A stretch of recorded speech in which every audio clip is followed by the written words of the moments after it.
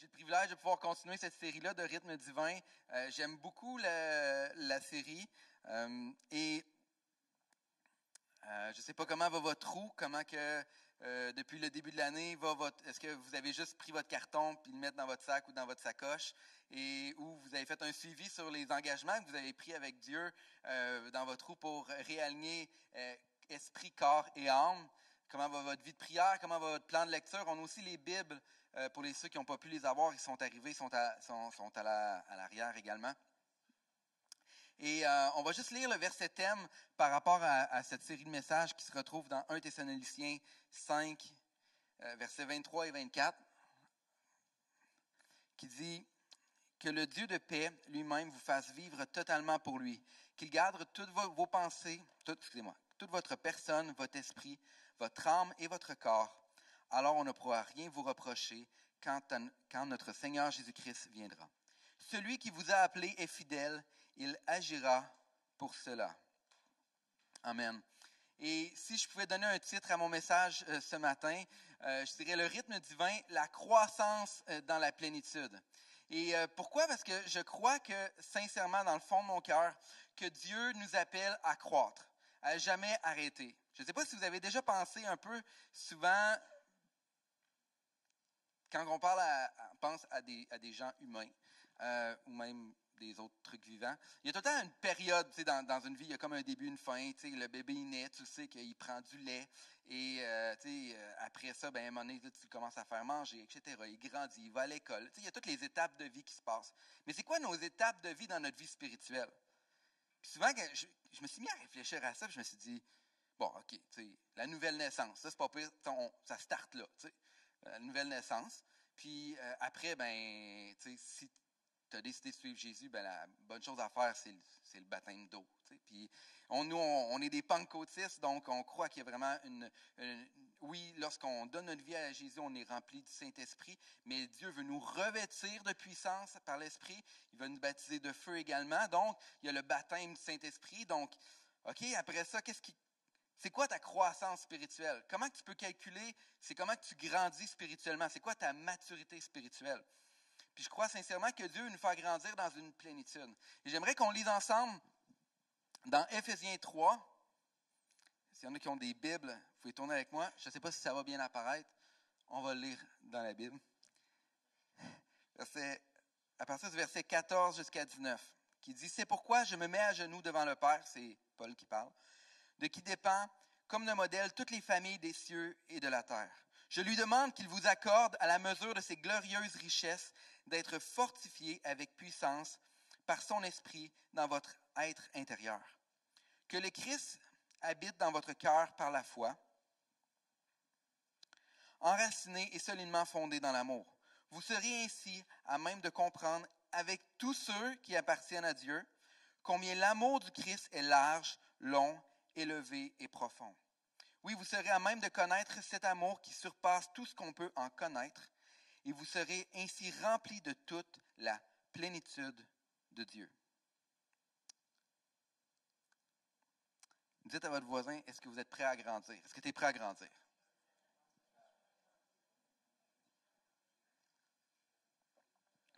Et normalement, si quelqu'un te pose une question, il faut que tu répondes. Tu sais, c'est pas juste dire la même question.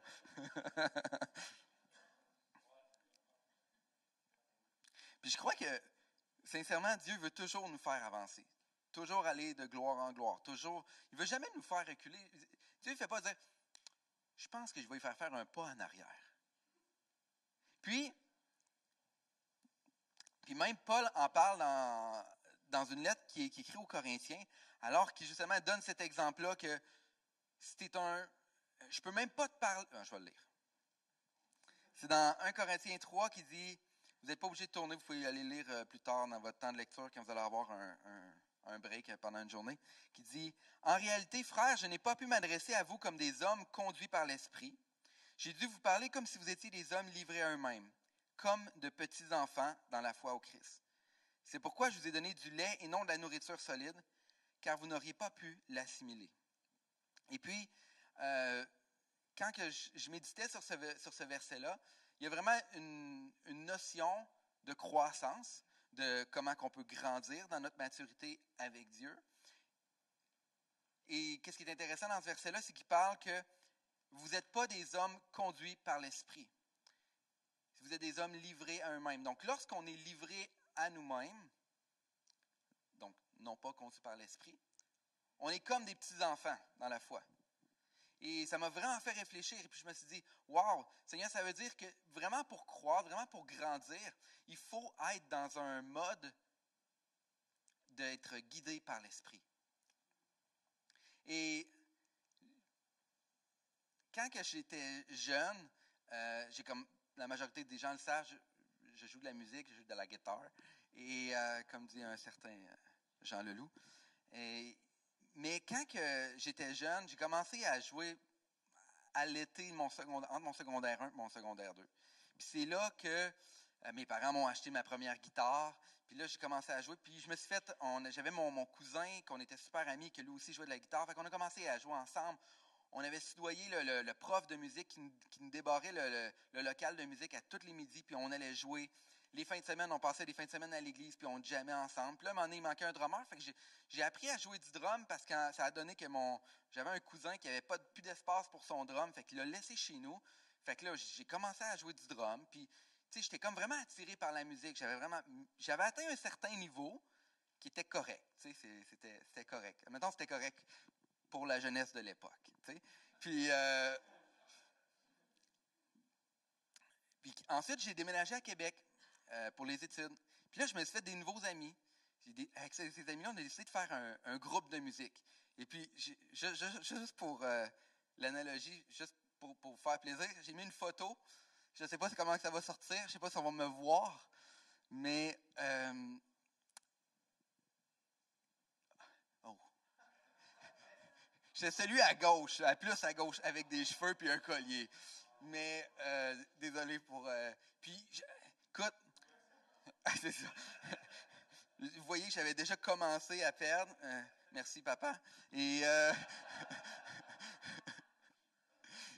tu sais, qu'est-ce qui était... Là, on s'est mis, là, à chaque...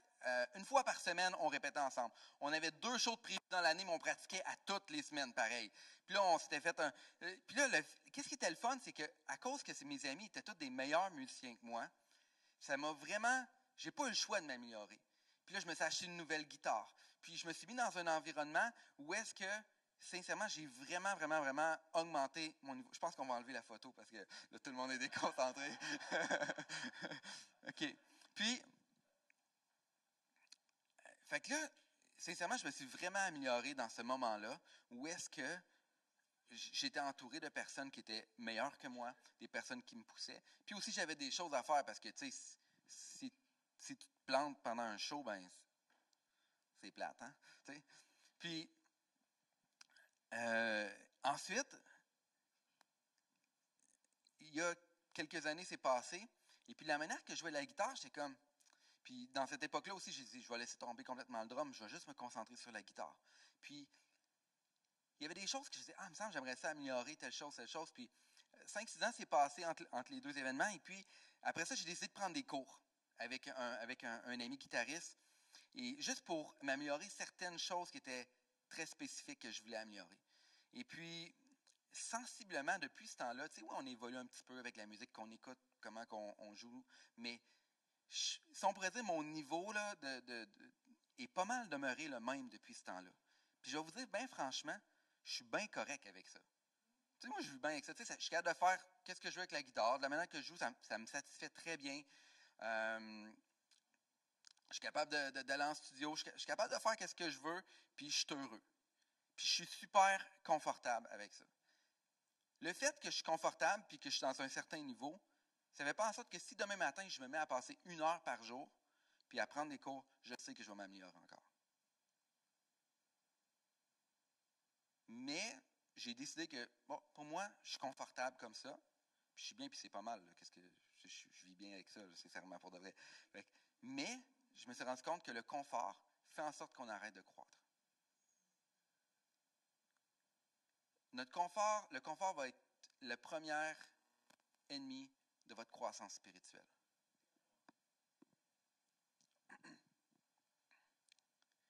C'est là que je vais vous poser cette question-là d'introspection ce matin. C'est de savoir, quel est le rythme de votre croissance spirituelle? Puis j'aime souvent quand on va dans des conférences de leaders, il y a tout le temps, pas tout le temps, mais il y a souvent un panel où est-ce qu'on peut poser des questions à l'invité qui est là. Et moi, tous les gens qui vont avec moi, ils savent, je pose toujours la même question. Tellement que c'est rendu que les gens la posent avant moi pour pas que je la pose.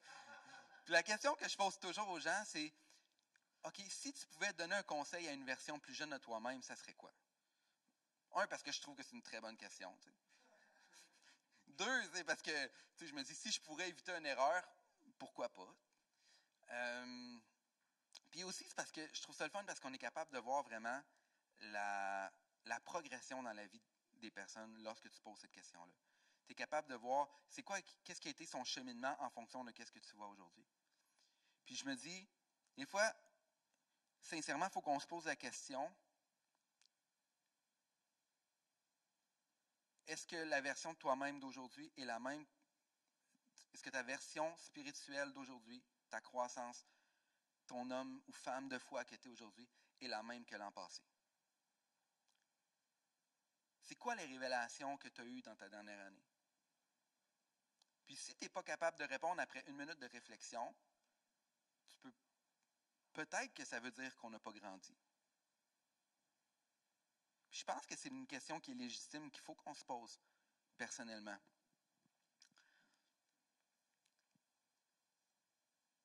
Puis, parce que Dieu ne veut pas juste qu'on soit sauvé, qu'on soit baptisé d'eau et de feu.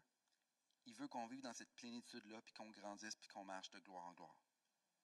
Puis des fois, c'est tellement facile de vivre sur nos expériences passées avec Dieu. De dire, souvent, les gens ils viennent au Seigneur, ils sont délivrés de la cigarette, puis là, ils se font baptiser, puis là, ils commencent à prendre la parole de Dieu. Là, après ça, à un moment donné, tu arrives dans un certain, tu dis, écoute, je connais bien la parole, je suis bien, j'ai une vie spirituelle, tu sais, comme, je suis satisfait, c'est bien, c'est correct. T'sais. Est-ce qu'on arrive des fois dans ce milieu de confort-là? Puis il faut se poser la question aussi que si notre vie spirituelle repose juste sur nos dimanches matins, on va être quand même relativement pauvre au point de vue de notre vie spirituelle. Quand vous pensez à ça, je n'ai pas fait tout à fait le calcul, mais admettons, on dit que les disciples ont passé 3 ans avec Jésus. Donc, mettons environ 365 fois 3. On va dire que 1095 jours. Puis là, c'est sûr que là-dedans, il y a peut-être. Mais enlève 8 heures pour dormir, des choses comme ça.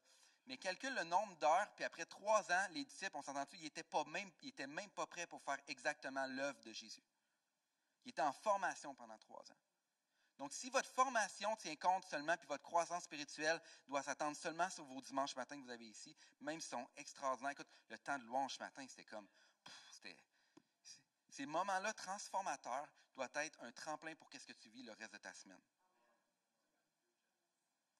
Et puis, pour arriver, donc, ma question, c'est de comment on fait pour arriver à un rythme de croissance spirituelle qui est divin.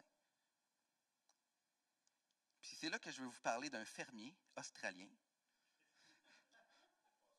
Peut-être. Là, vous allez me dire, Samuel, qu'est-ce que si tu veux nous parler d'un fermier australien, c'est sûrement parce qu'il fait autre chose que faire pousser des koalas et des kangourous. Mais,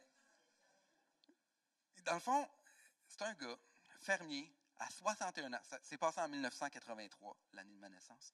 En 1983, à 61 ans, le gars, il s'appelle Cliff Young, il se pointe, il arrive, il s'inscrit dans qu'est-ce qu'on appelle dans une course qui est un ultra-marathon. L'ultramarathon, c'était une course en Australie qui se faisait de Sydney à Melbourne, qui fait 875 km. C'était une course qui était commanditée, tu avais les grosses marques de sport qui étaient là. Et les gens qui s'inscrivaient, c'était tous des athlètes qui étaient entraînés, des athlètes qui étaient beaucoup plus jeunes que 61 ans. Et lui, c'est un fermier. Puis là, il arrive là, puis il s'inscrit, puis ça devient comme un peu comme l'attraction. Puis là, tous les médias vont le voir, ils disent « OK, est-ce que tu crois que tu as une chance de gagner? » Puis il dit ben oui. Il Il dit, moi, ça m'est déjà arrivé de courir 2-3 jours sans m'arrêter après des brebis qui étaient égarées puis que je voulais les ramasser. Puis je courais en botte, en botte à l'eau, là. Moi, j'appelais ça dans mon... Puis là, mais le gars, il arrive là-bas, vraiment pas comme le coureur que tu t'attends voir courir un ultramarathon de 875 km. Il arrive en botte de travail, puis en pantalon, parce qu'il disait, il dit, je pense qu'il va peut-être pleuvoir. Puis il a même décidé de juste, il dit, je courrai pas avec mes dentiers, parce que quand que je cours, il claque. Le gars, il a vraiment tout pour pas gagner un ultramarathon. Puis l'affaire qui arrive, c'est que, et là, arrive le début de la course, ça part, puis là, tous les hommes entraînés, ils partent, puis ils partent vite, puis lui, il fait juste un petit rythme comme ça. Mais là, à cette époque-là, tous les professionnels, qu'est-ce qu'ils faisaient? Ils couraient, et puis quand il arrivait la nuit, ils essayaient de dormir environ 6 heures de temps pour pouvoir se reposer. Parce que leur rythme de course demandait beaucoup d'efforts. Mais lui, Cliff, a décidé, lui, il disait, moi j'arrête jamais. J'arrête pas. Puis même si son rythme était plus lent au départ, ça fait en sorte que pendant la nuit, il a dépassé tout le monde. Puis qu'il n'a jamais arrêté de courir pendant les 5 jours. Il n'a pas dormi. Il a couru pendant 5 jours, puis il a fini avec 10 heures d'avance sur la prochaine personne qui le suivait. Tellement que il y a, dans le milieu de la course, il y a maintenant il y a un rythme, un tempo qui s'appelle, parce que c'est Cliff Young, c'est le Young Shuffle. Donc, ça doit être Shuffle. C'est ça, donc. Mais c'est comme le rythme de la personne qui va faire, parce qu'il dit, dans le fond, ils se sont rendus compte que son rythme, il demandait beaucoup moins d'efforts. Fait que là, maintenant, c'est la nouvelle manière de courir des ultramarathons. C'est lui qui appelle ça le fermier de 61 ans qui est arrivé là. Et puis, je suis comme, quand j'ai regardé cette histoire-là, je suis comme, wow, j'ai dit, il y a tellement de choses, pas que je sais pas que j'ai perdu mes dents, mais il y a tellement de choses qu'on peut facilement se voir dans qu'est-ce que Dieu veut faire avec nous par rapport au rythme divin qu'il veut instaurer. Je crois que quand on instaure un rythme divin dans notre vie, c'est pas quelque chose qui demande beaucoup d'efforts. Je crois que c'est de prendre plusieurs bonnes habitudes, de faire plusieurs bons choix, puis ça va t'apporter vers le haut. Puis j'aimerais ça qu'on voie rapidement ensemble les 3 points que je trouve importants pour avoir un rythme divin pour notre croissance.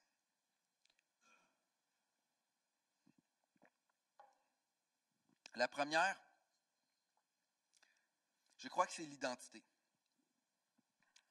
Lorsqu'on a des rencontres avec Dieu, nos événements marquants de notre vie spirituelle, si on peut penser à, des fois ça peut être, moi je me souviens, j'étais très jeune, j'étais dans l'école dimanche quand j'ai donné ma vie au Seigneur, je ne m'en rappelle plus trop vraiment, là, je me souviens juste qu'il faisait bien fret. Mais autre que ça, mais je me souviens du moment où est-ce que j'ai été baptisé du Saint-Esprit. Je me souviens de ce moment-là. C'était dans une mission au Québec. J'avais pris une semaine, c'était comme, je pense, c'était 10 jours pour la mission à Drummondville. Puis Luc Dumont avait fait un appel. Je m'étais mis à genoux en avant juste parce que je voulais servir Dieu. Puis c'est à ce moment-là que j'ai été baptisé du Saint-Esprit. Il n'y a pas personne qui a prié pour moi. Ça a été mon expérience. Et puis j'ai eu plusieurs expériences comme ça spirituelles qui m'est arrivées. Où est-ce qui vraiment comme marque notre imaginaire, qu'on peut faire comme genre, j'ai eu un avant puis un après. J'ai vraiment une touche là, puis un point là. Je crois qu'une des erreurs qu'on fait régulièrement, c'est lorsqu'on a cette touche-là, on vit jusqu'en attente de la prochaine touche. En pensant que ça, c'est juste un moment d'attente, puis un jour, il va arriver quelque chose d'autre qui va me faire grandir. Plutôt que s'en servir comme un palier pour qu'on puisse monter jusqu'à la prochaine étape. Et puis, j'ai trouvé, et lorsque Dieu, je trouvais ça tellement bon parce que le Saint-Esprit parle et l'intervention qu'Anna a fait pendant la louange par rapport aux promesses de Dieu qui sont déclarées sur nos vies, c'est tellement important. Et lorsque Dieu fait des promesses, lorsque Dieu nous parle, lorsqu'on a des prophéties sur nos vies, c'est pas juste dire on met ça dans le tiroir puis on attend qu'un jour peut-être ça va arriver. C'est qu'on s'en sert pour bâtir sur qu'est-ce que Dieu veut pour notre vie. Et puis, là, ça me fait penser à Jésus lui-même, alors que Jésus avait pas vraiment encore commencé son ministère. Va se faire baptiser, va à la rencontre de Jean-Baptiste dans le Jourdain. Il se fait baptiser. Là, tout le monde connaît cette histoire-là et mentionne dans plusieurs évangiles. Le Saint-Esprit vient sous forme d'une colombe et il y a la voix qui se fait entendre. Et qu'est-ce que la voix dit? Il dit, voici mon Fils bien-aimé en qui j'ai mis toute mon affection. C'est Dieu lui-même vient confirmer à tout le public qui est là, parce que le ministère public de Jésus n'avait pas vraiment encore beaucoup commencé.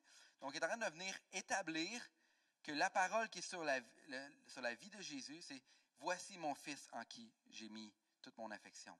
Donc, Dieu lui-même est en train de confirmer publiquement aux autres que le ministère de Jésus devrait en train de commencer. Et ensuite, Jésus, rempli du Saint-Esprit, s'en va dans le désert. Après 40 jours, il a faim. Pas pire, tu sais, juste après 40 jours. T'sais. Après 40 jours, il eut faim. Et c'est là que Satan il vient le tenter. Et il dit, si tu es le Fils de Dieu. Après 40 quelques jours avant, tu as la voix qui descend de Dieu, tu as le Saint-Esprit qui dit, voici mon Fils. Et la première chose que Satan vient tenter, il dit, si tu es le Fils de Dieu. Puis je crois que souvent dans nos vies, on reçoit des paroles prophétiques sur nos vies, on ressent des choses, on va apprendre encore plus à entendre la voix de Dieu, puis à reconnaître les dépôts que Dieu fait aussi pour chacune de nos vies. Là, tu reçois un dépôt, souvent qui vient confirmer l'identité que Dieu voit sur toi. Puis l'ennemi, qu'est-ce qu'il va faire? C'est t'attaquer par rapport à l'identité que Dieu a déposée sur toi. T'es sûr que tu es vraiment appelé à ça? Puis,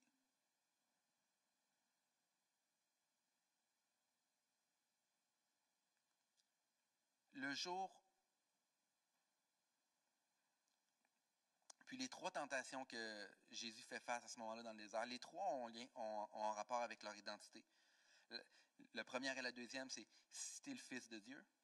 Et la deuxième, c'est OK, tu vois tous les royaumes, je vais te les donner. Mais ça vient encore jouer sur l'identité parce qu'il sait très bien que son Père a l'autorité supérieure sur Satan par rapport au royaume de la terre. On le voit plusieurs fois dans l'Ancien Testament où est-ce que Dieu met des faveurs sur certains royaumes. Puis il donne le royaume à Israël, etc. Puis là, ça fait comme un jeu de ping-pong. Là. Mais dans le sens que c'est comme s'il vient diminuer, Satan essaie de venir diminuer la parole que Dieu, puis l'autorité qui était lui-même dans la force de Dieu en disant, regarde, moi je peux te donner tout ça. Là.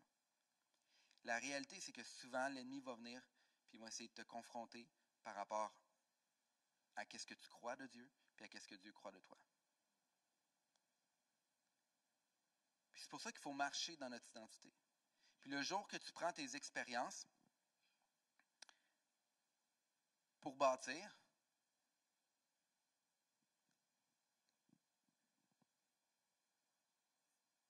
c'est là que tu vas arriver dans un endroit de croissance.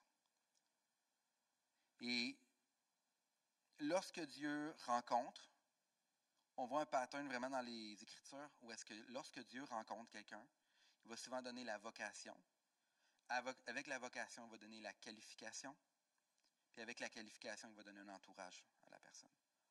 On voit ça vraiment très, très, très, très souvent dans les Écritures. Où est-ce qu'on voit Moïse avec le buisson, dans le buisson ardent. Puis, savez-vous qu'est-ce qui est le fun? Puis ça m'apporte à mon deuxième point. Dieu, c'est sûr qu'il va te qualifier par rapport à ce que tu es capable de faire.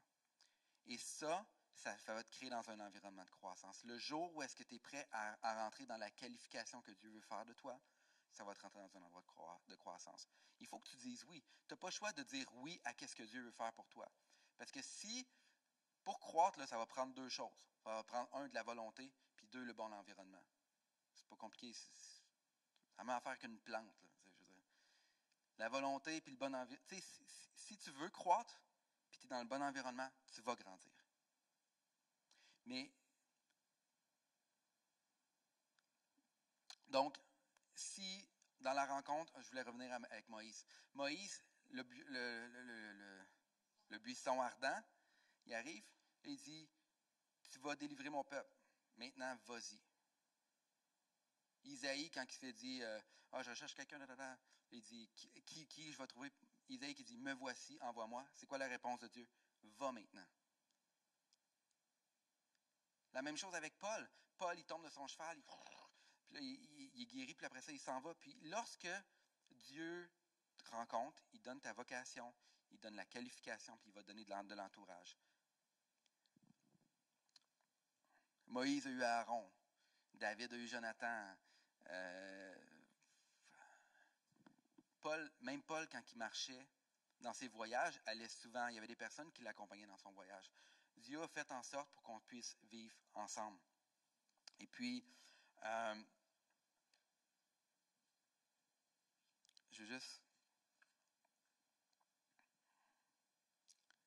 j'aimerais qu'on revienne sur le verset de Éphésiens 3, 14 et dans Éphésiens 3, 14 et 19, quand il dit « C'est pourquoi je vous mets à genoux devant le Père, qui dépend, comme d'un modèle, toutes les familles des cieux et de la terre. Je lui demande qu'il vous accorde, à la mesure de ses glorieuses richesses, d'être fortifié avec la puissance de son esprit dans votre être intérieur. Que le Christ habite dans votre cœur par la foi, enraciné et solidement fondé dans l'amour. » Okay? Là, on arrive dans le bout important. Vous serez ainsi à même de comprendre avec tous ceux qui appartiennent à Dieu.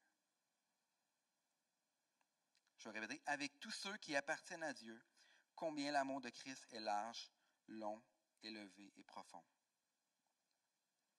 Puis je trouve souvent que là, ce passage-là est tellement incroyable que des fois, tu peux passer à travers avec tous ceux qui appartiennent à Dieu. Il me semble que tu le lis vite, la largeur, la grandeur, la profondeur de l'amour de Dieu. C'est comme genre, wow! Puis là, c'est comme, hey, c'est avec tous ceux qui appartiennent à Dieu. Dieu a arrangé la patente pour qu'on soit ensemble. Tu ne peux pas grandir si tu es tout seul. C'est comme ça que Dieu il l'a créé. Il y a très, très, très peu de personnes dans la Bible. Si vous regardez toutes les histoires de la Bible, il y a très, très, très peu de personnes qui étaient seules. Même Jésus a dit, allez-y 2 par 2.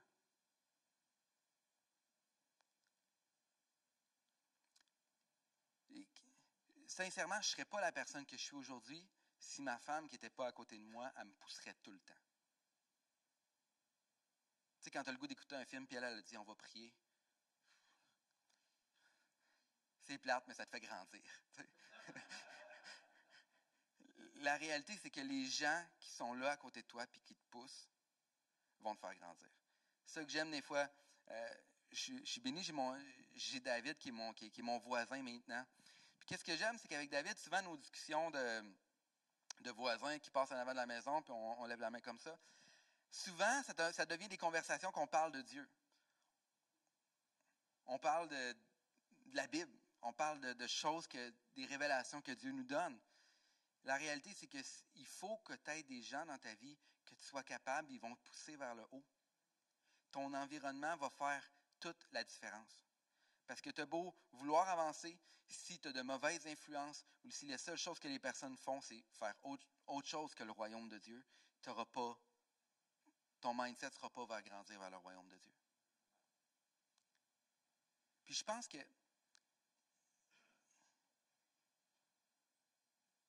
Puis c'est ça que l'affaire, c'est que bâtir des relations, ça prend pas.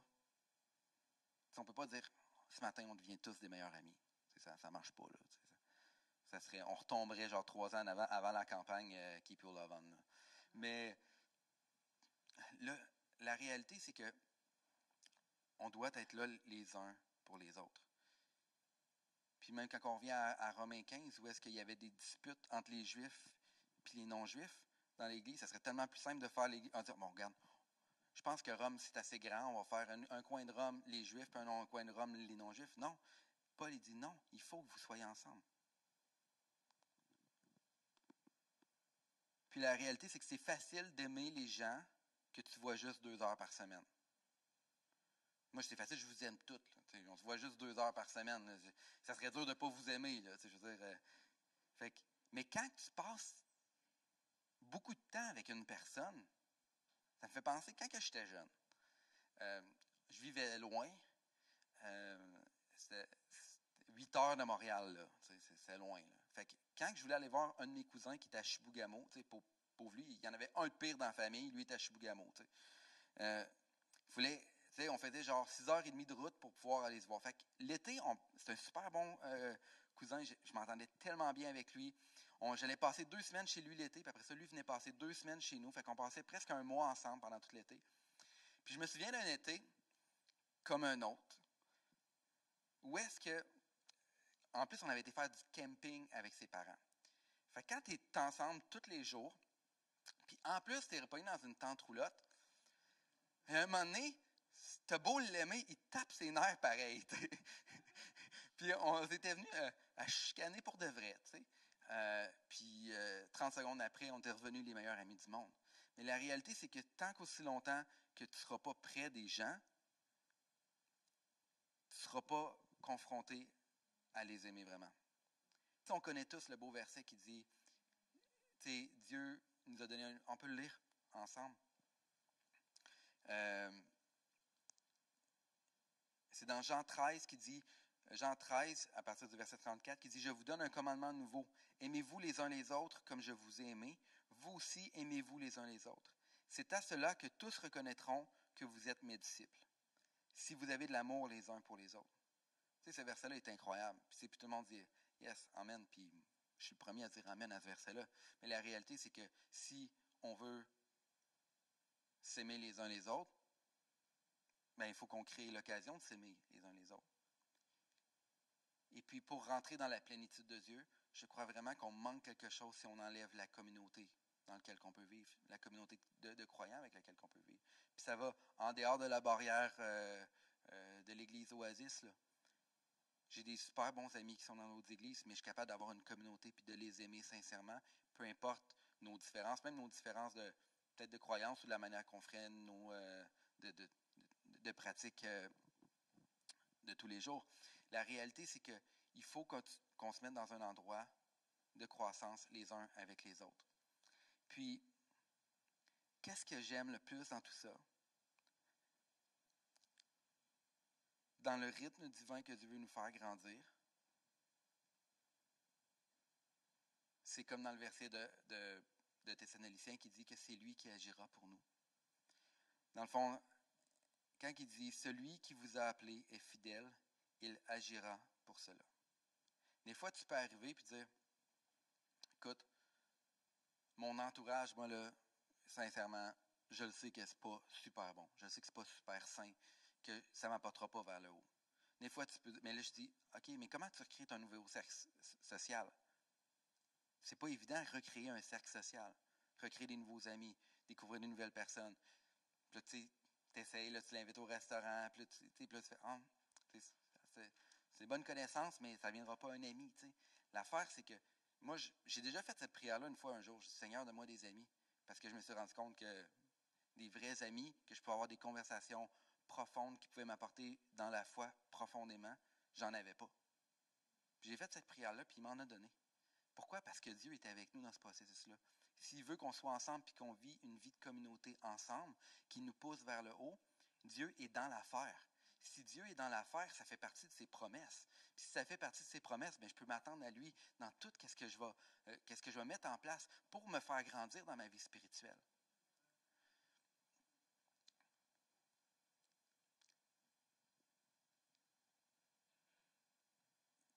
Puis, tu sais, on peut vraiment se poser la question, est-ce que j'ai vraiment grandi dans ma vie spirituelle? Ou est-ce que je suis tombé dans un état d'être confortable? C'est une question qui est légitime. C'est une question, des fois, qui peut nous drainer vers le bas. OK, on s'entend. Comme genre, tu peux penser à toutes les choses que tu aurais pu faire qui auraient fait en sorte que tu aurais grandi. Mais il n'y a aucune condamnation pour ceux qui sont en Jésus-Christ. Fait que, j'aimerais qu'on fasse quelque chose. Je ne sais pas si le Ben pourrait revenir. Et puis, tu sais, on a deux choix. Soit, qu'est-ce qu'on fait, c'est qu'on se met la tête entre les deux jambes, puis on pleure, puis on dit « Ah, Seigneur, excuse. » Oui, tu peux rentrer dans un processus de repentance. Mais moi, j'aimerais mieux qu'on regarde en sachant « Seigneur, c'est quoi tes promesses pour moi, parce que je sais que tu veux que je grandisse dans ma vie spirituelle. » Et puis, j'aimerais qu'on chante le chant « Oui, Amen ». Pourquoi? Parce que je sais que Dieu est pour nous dans notre croissance. C'est quoi le rythme divin que Dieu veut pour toi? Puis, on peut se poser la question, savoir, OK, est-ce qu'il y a des aspects de mon rythme sur lesquels que je pourrais vraiment améliorer? Est-ce que dans le fond, pour le moment, je vis une vie stable parce que je fais juste attendre la prochaine touche de Dieu? Est-ce que mon identité est faite non pas en fonction de ce que je ressens, mais en fonction de ce que je sais que Dieu voit sur moi? Puis si vous n'avez pas de vision dans votre vie, demandez à Dieu de vous en donner un.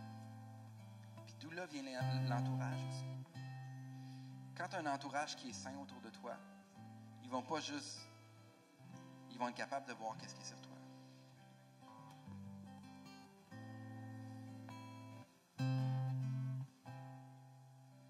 Lorsque Dieu donne la qualification.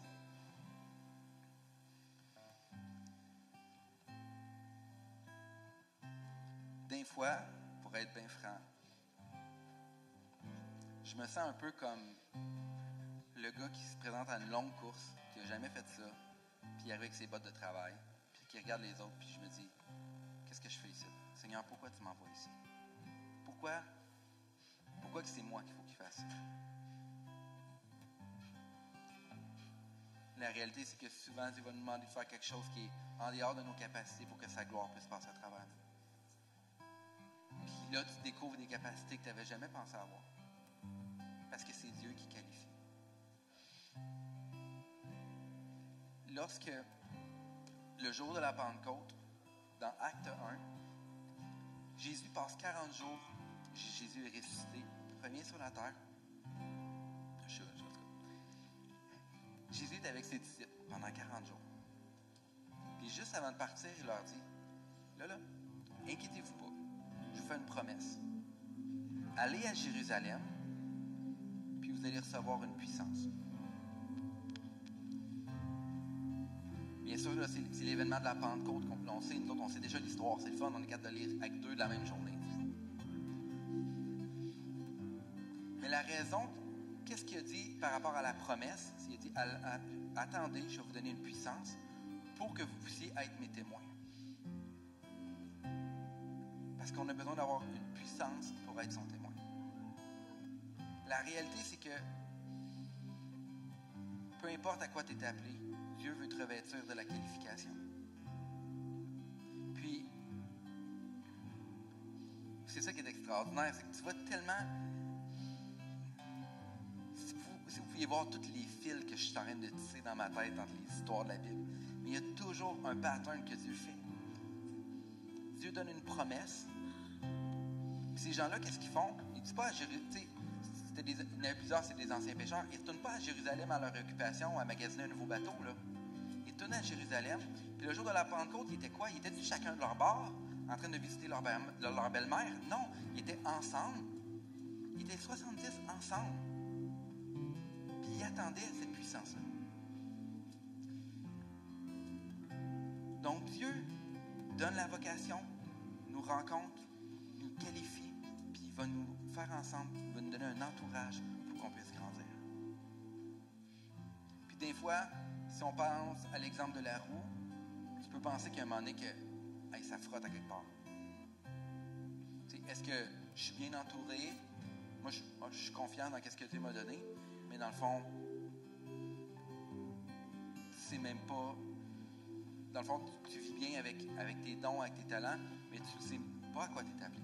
Tu ne sais pas c'est quoi le but que Dieu a déposé sur ta vie. Qu'est-ce qu'il faut que tu fasses? C'est quoi l'influence? C'est quoi l'impact? C'est quoi ton service que tu dois faire? Peut-être que c'est l'inverse. Peut-être que tu sais exactement qu'est-ce que tu dois faire. Tu as un bon entourage, mais Seigneur, je suis incapable. J'ai juste moi, là. Puis moi, c'est pas assez.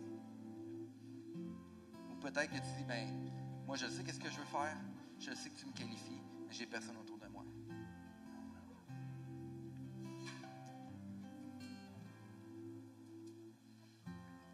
J'aimerais juste qu'on peut prendre le temps de savoir, OK, on ne laissera pas notre passé voler notre futur. Parce qu'on s'appuie sur nos promesses, sur les promesses que Dieu a déposées. Juste qu'on peut prendre un peu de temps, juste fermer nos yeux. Puis laisser le Saint-Esprit vous parler. Savoir, Seigneur, est-ce qu'il y a un endroit où que je dois apporter des ajustements?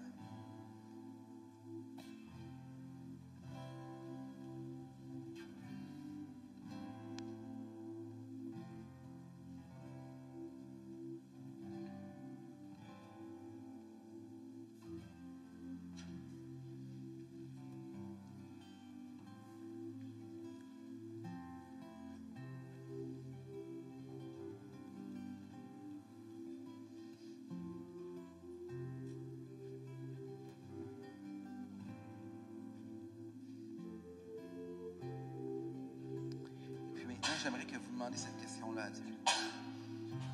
Seigneur, qu'est-ce que tu penses de moi?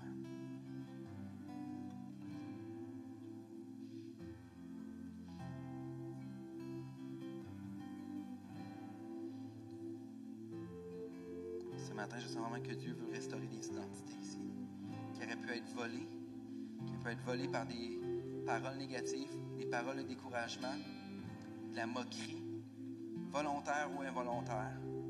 Dans le nom de Jésus, on vient briser toute parole qui aurait pu être dite dans le nom de Jésus. On appelle ces destinées à revivre maintenant.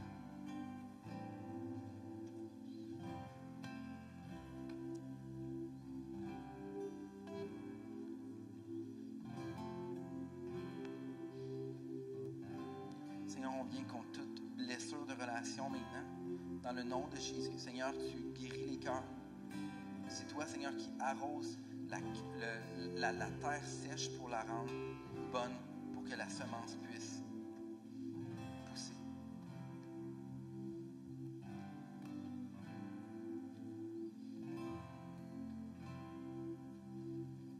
Est-ce qu'on pourrait se lever tout le monde ensemble?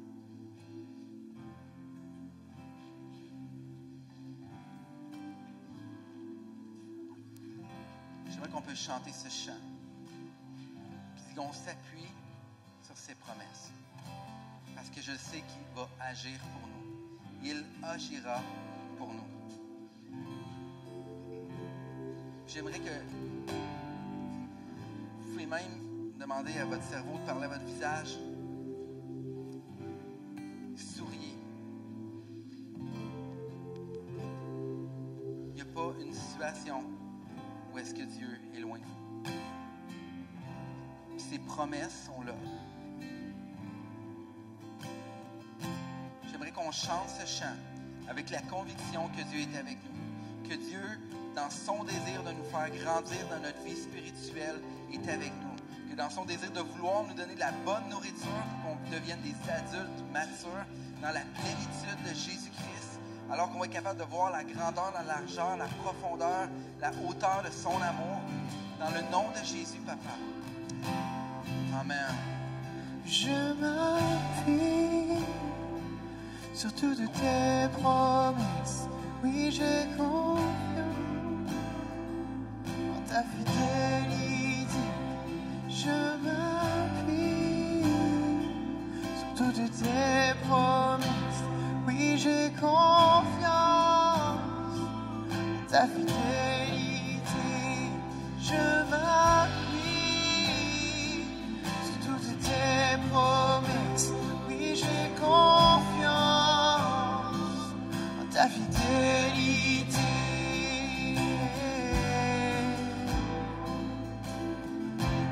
Je mets ma confiance en toi. Oh, je m'appuie sur toutes tes promesses, oui j'ai confiance. Ta fidélité, oui je m'appuie sur toutes tes promesses, oui j'ai confiance en ta fidélité.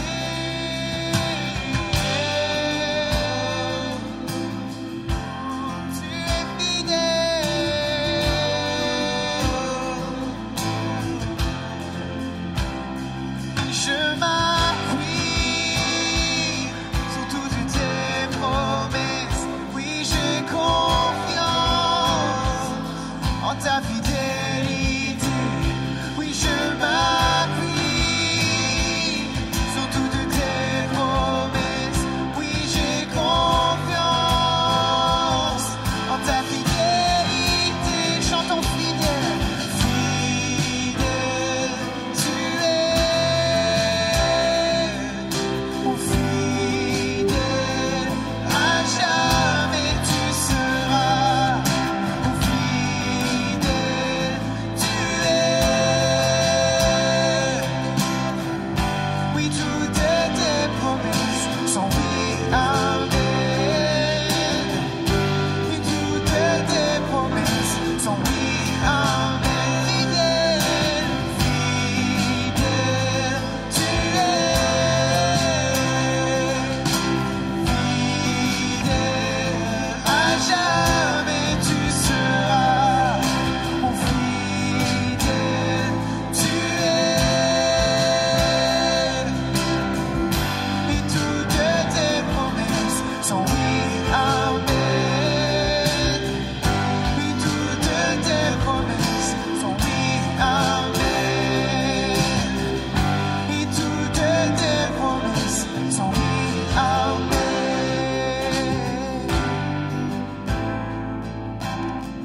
J'aimerais maintenant que vous puissiez aller trouver quelqu'un. Ça peut être. J'aimerais que vous puissiez aller trouver quelqu'un.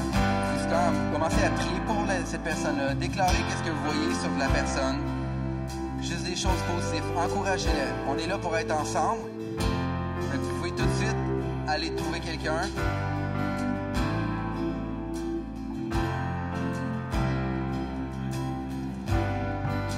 L'objectif, c'est de s'encourager. C'est, est-ce qu'il y a quelque chose que je peux prier pour toi? Est-ce qu'il y a quelque chose que... Comment que je peux te bénir?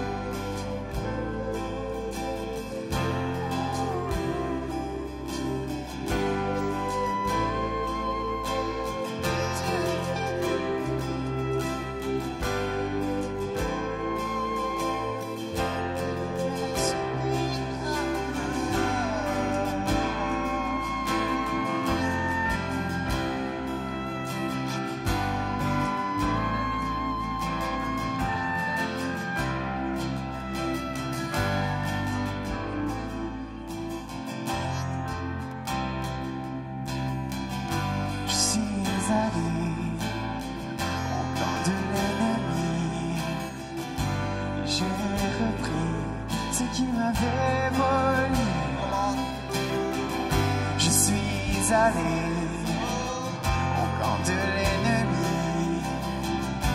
J'ai repris ce qui m'avait volé. Je suis allé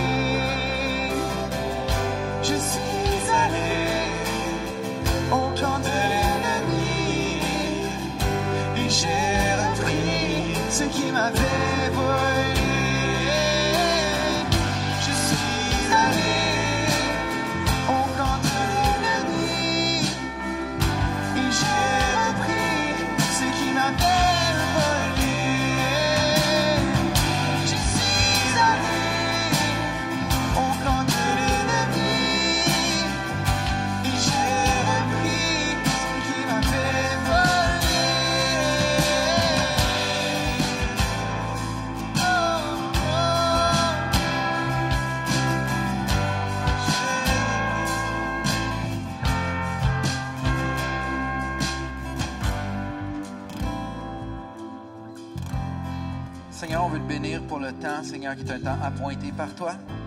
Seigneur, dans le nom de Jésus, on vient reprendre ce que l'ennemi aurait pu nous voler dans notre destinée, dans notre croissance, dans le plan que tu as pour notre vie. Dans le nom de Jésus, on reprend et on regarde vers l'avant parce qu'on sait que tu es avec nous, Papa. Dans le nom de Jésus. Amen. Vous pouvez aller vous prendre un café, aller acheter les livres. Il va y avoir Jen qui va être là. On prend argent comptant, crédit, toutes les affaires qui marchent. Si vous avez de l'argent, on le prend. Puis, il va y avoir des petites bouchées. Prenez le temps de connecter ensemble. Bénissez-vous. On se voit la semaine prochaine. Même heure, même poste.